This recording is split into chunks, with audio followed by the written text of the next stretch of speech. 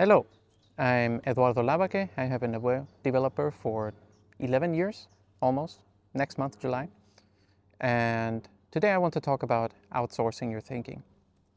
Forgive me if the hat is a bit weird. If I put it properly, it no longer covers the sun. So I put it a bit weird so that I can actually look at the camera straight. So outsourcing means to hand a task or an activity to something or someone outside. If you're a company, that means giving it to another company or a freelancer or something like that.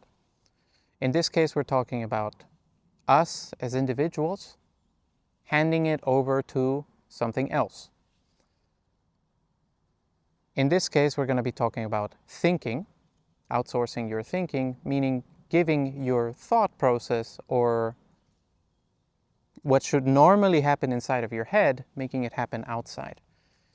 And this is especially now relevant when we're talking about AI, because a lot of people are handing their thinking over to AI. So what is thinking?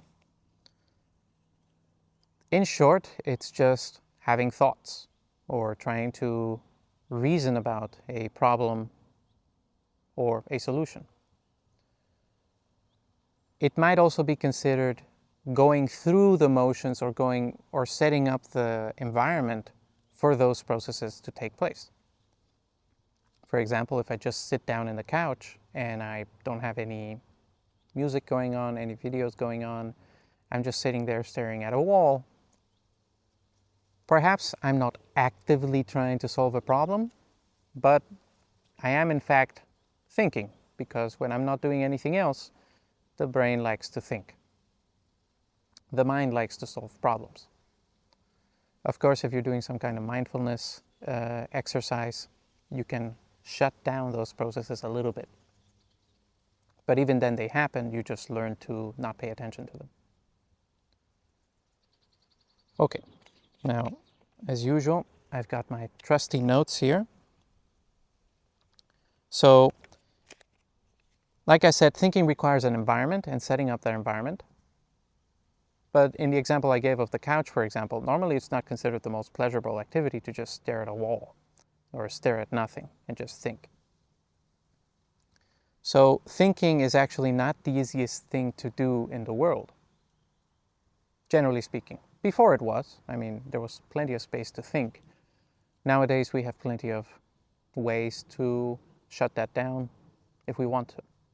For example, if we're shopping, we just look at our phone real quick while we're waiting for the payment, for our turn to pay at the cashier.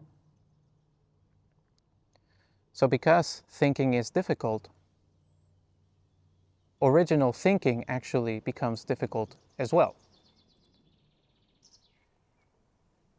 Even if you do set up frequently the environment for you to think and come up with new ideas, and you do come up with new ideas all the time,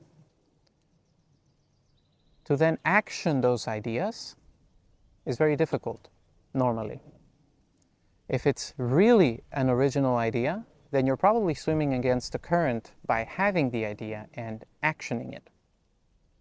So being an original thinker is quite a chore, actually. You have to swim against the current constantly, and you have to be comfortable with people being against you. Or, of course, if you have a supportive partner or family members, great, but even they might not understand why you're doing what you're doing, right? So it requires some level of confidence, a conviction that what you are doing is the right thing, right? There was one more point there. Courage to actually do it. So you get into an interesting situation where when you outsource your thinking to AI, for example, which a lot of people do now with ChatGPT, Claude, and so on, they want to come up with new video ideas. They just ask the chatbot to give them video ideas. Here's what I do. Here's a subject that I was thinking about talking, maybe about thinking and AI. Give me some ideas, and it might come up with, for example, outsourcing your thinking. Now, full disclaimer, I came up with it on my own. I don't use AI for these things. That's just as an easy example of how somebody might use it nowadays. But you get into a kind of a vicious cycle, meaning the cycle that makes it worse and worse and worse as you continue to repeat it, because when you give your thinking to the AI, you're kind of voting against your own processes of thinking. You're saying, I'd rather not do them myself because they're too hard, or I'm not good at it, or whatever. That's a vote, right? So you're kind of reducing your own conviction and your own ability to do that. And you're taking the easy path. You're not being courageous about it either.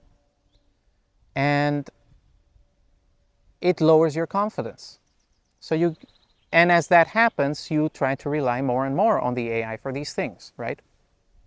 So little by little, you start to think that the AI is better than you, which is not true.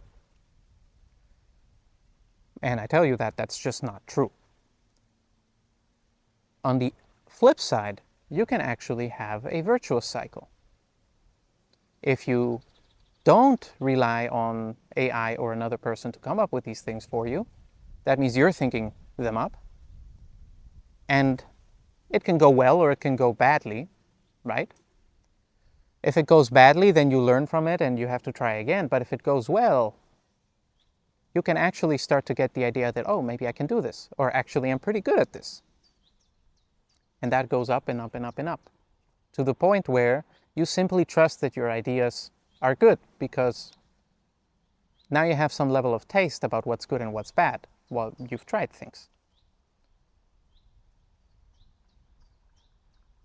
Yes, there was one more point there.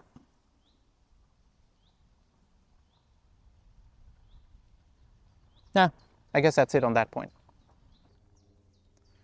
Sorry, a car had to pass by. We had to cut for a moment.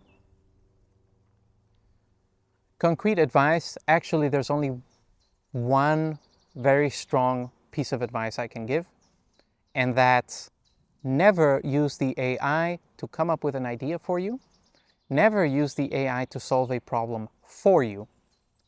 Instead, basically use it as a very fancy search engine.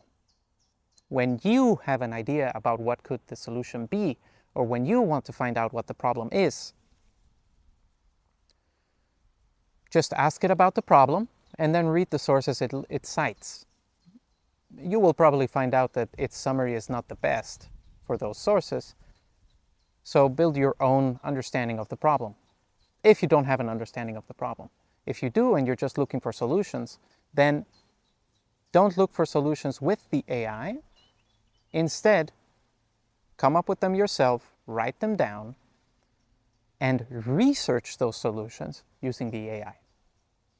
Don't ask it about the solution. Instead, just something along the lines of, explain to me simply this approach.